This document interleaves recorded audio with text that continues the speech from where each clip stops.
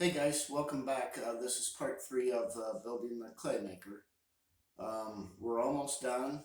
I would just like to pour some epoxy at the bottom of the bucket. I don't think it's really very necessary, but as far as cleaning out the bottom of the bucket, I think it'd be worth it in the long run. So that's what I'm going to go over in this video.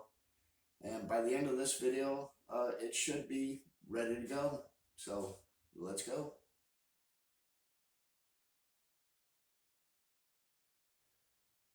Now, I'm sure we can all imagine this bucket being half full of clay, and I think you can appreciate just how difficult it would be to get in there and scoop all that stuff out of there. So that is why I made the removable drain removable. Now with a 4-inch putty knife or something, it should be no problem to, just like a regular bucket, scoop all that stuff out of there.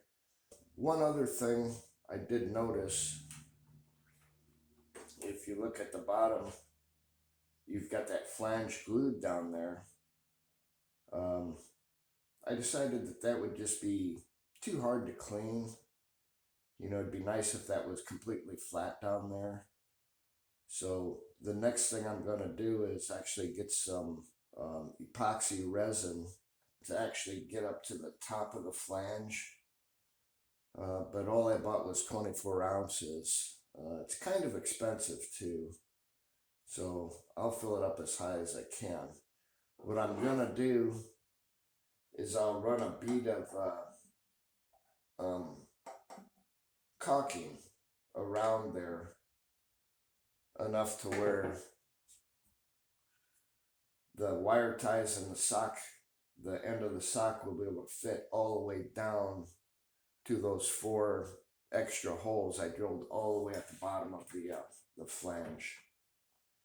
So we'll see how that works.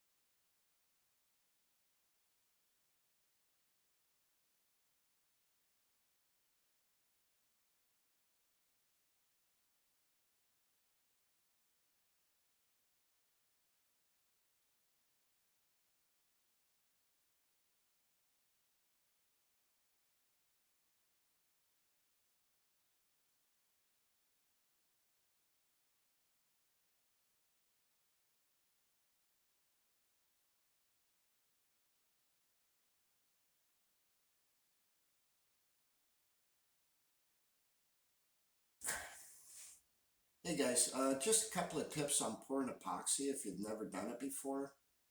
You really have to read the directions apparently.